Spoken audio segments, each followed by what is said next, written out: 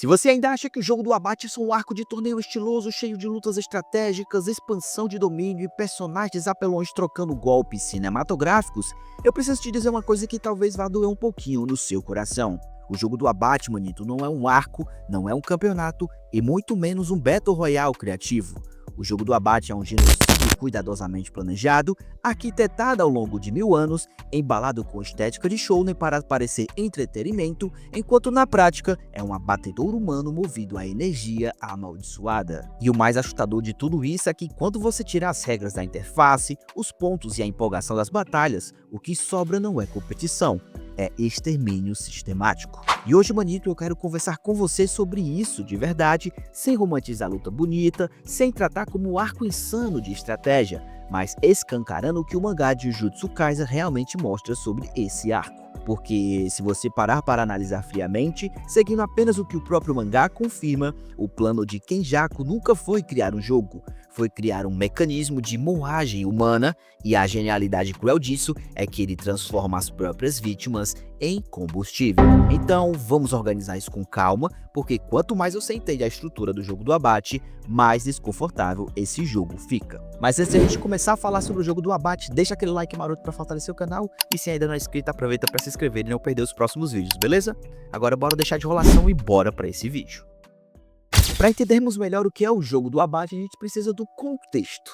E bom, o jogo do abate ele nasceu logo após o incidente de Shibuya, quando Kenjaku, agora usando o corpo de Suguru Geto, ativa remotamente diversas barreiras pelo Japão utilizando um sistema ligado ao Tengen. O objetivo oficial declarado é forçar a evolução da humanidade por meio da energia amaldiçoada. Mas como isso acontece?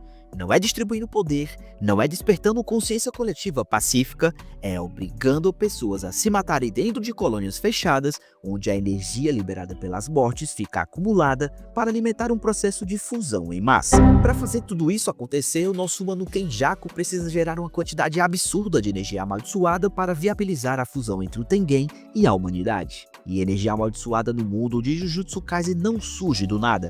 Ela nasce das emoções negativas humanas, medo, ódio, desespero e até ressentimento. Agora me diz você, qual é a maneira mais eficiente de produzir isso em escala industrial?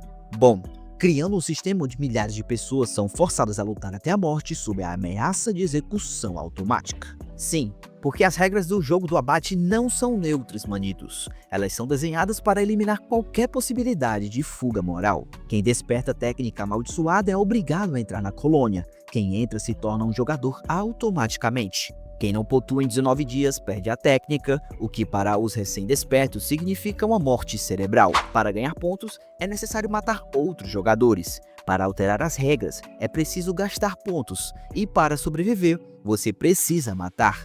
Então, não existe uma opção de neutralidade no jogo do abate. Não existe um botão de não quero participar. Então, isso é um torneio ou é uma coerção armada? Bom, manitos, aqui começa de fato o desconforto real, porque o mangá deixa muito claro que há 4 grupos principais envolvidos no jogo do abate. São eles os feiticeiros atuais, como os alunos da escola Jujutsu, pessoas comuns que tiveram o cérebro alterado pela transfiguração inerte antes da morte do Mahito, usuários que já possuíam a predisposição para a técnica, mas nunca despertaram, e os feiticeiros do passado que aceitaram virar objetos amaldiçoados para reencarnar agora. Ou seja, temos crianças, civis, pessoas comuns, gente que nunca pediu para ter técnica, forçadas a participar de um massacre organizado. Isso aqui, manito, não é um torneio de artes marciais, é um campo de extermínio com interface gamificada. E a parte mais perturbadora de tudo isso é que, olhando de fora, parece só mais um arco competitivo de shounen. Tem rank, tem pontuação e tem regras, e além disso tem um sistema de recompensas. Parece até organizado demais para um torneio, certo? Só que essa organização é justamente o que torna tudo ainda mais frio, porque genocídio caótico é uma coisa, genocídio sistematizado com manual de instruções é outra completamente diferente. E o Kenjaku não quer apenas mortes, ele quer mortes eficientes. E aqui, manitos, entra uma comparação inevitável. A gente está acostumado com arcos de torneio onde personagens entram voluntariamente buscando a glória ou evolução. No jogo do abate, a maioria não escolheu estar ali. Muitos acordaram com uma técnica recém-desperta e um aviso de que, se não entrarem na barreira, eles morrem. Isso aqui é uma arma apontada para sua cabeça. O mangá deixa muito claro que as barreiras armazenam energia amaldiçoada gerada dentro delas. Cada luta, cada morte, cada desespero fica ali acumulado. E isso é literalmente um sistema de colheita, como um moinho que tritura emoções negativas para produzir combustível. E o destino final disso não é a libertação, é fusão forçada com o Tengen. Tengen, logo após não ter se fundido com a Star Plasma Vessel no passado, já se encontra em um estado intermediário entre humano e algo mais próximo de uma entidade superior. Nosso humano Kenjaku planeja usar a técnica de manipulação dos espíritos amaldiçoados herdada do corpo de Geto. Uma vez sob o controle, o Tengen pode ser forçado a se fundir com a humanidade inteira do Japão, mas essa fusão exige uma energia colossal. E essa energia colossal, manitos, vem de onde? Isso mesmo, manito, das colônias. Agora para um segundo e imagina isso em termos humanos. Você luta, mata para sobreviver, tenta proteger os seus amigos, cria estratégias e vence as batalhas. No final, mesmo que você sobreviva à sua colônia, você ainda será fundido a uma consciência coletiva. Sua identidade deixará de existir e seu eu desaparecerá. Então aqui não existe prêmio nenhum para quem vencer e não existe final feliz para quem ficar. Então, isso aqui não é uma competição. É só um processamento. E aqui entra uma ironia cruel que o próprio mangá construiu ao longo do tempo. O Kenjaku se apresenta como um cientista movido por curiosidade. Miserável. Ele não quer a destruição pelo prazer da destruição. Ele quer ver o que acontece quando a humanidade evolui por meio da energia amaldiçoada. Só que para observar esse experimento, ele precisa sacrificar milhões de pessoas. E ele faz isso com a serenidade de quem ajusta variáveis num laboratório científico. Os Dead Paintings foram um teste. As manipulações anteriores foram testes. O incidente de Shibuya também foi o teste. E olha só, o jogo do abate é a versão industrial de tudo o que aconteceu antes. E perceba, manito, como tudo isso é pensado para acelerar as mortes. Por exemplo, a regra dos 19 dias impede que alguém se esconda indefinidamente. A necessidade de pontos força os confrontos. A possibilidade de adicionar regras cria uma ilusão de agência, mas exige um sangue como pagamento. Você pode até tentar mudar o sistema, mas para isso precisa participar dele. Isso é a lógica perfeita de um genocídio disfarçado de meritocracia. Quer mudar as regras? Então prove que merece sobreviver e matando mais que os outros. Isso aqui é brilhante do ponto de vista narrativo e absolutamente aterrorizante do ponto de vista moral. E não é exagero nenhum chamar isso de genocídio, porque genocídio não é apenas matar pessoas em massa, é eliminar sistematicamente um grupo ou uma população com intenção estruturada. O plano do Kenjaku envolve a assimilação forçada de toda a população japonesa dentro de uma entidade única. Isso implica no fim da individualidade, da cultura, da identidade e existências separadas. É apenas a extinção coletiva. A diferença é que aqui o massacre acontece em capítulos cheios de coreografias e power-ups.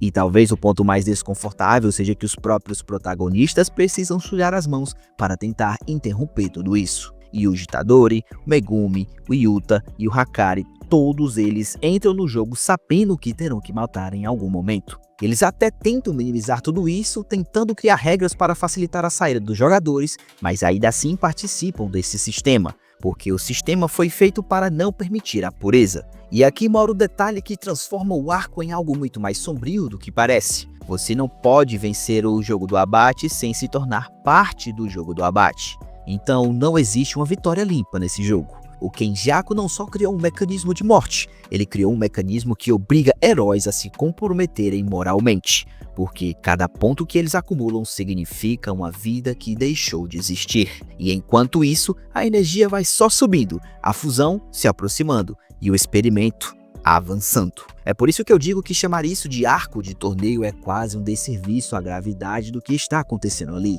O jogo do abate é o momento em que Jujutsu Kaisen para de fingir que está falando apenas sobre exorcizar maldições e assume que está falando sobre a própria natureza destrutiva da humanidade amplificada por energia amaldiçoada. O Kenjaku não criou o ódio, ele apenas o organizou. Ele pegou os piores das emoções humanas e construiu uma usina movida a desespero.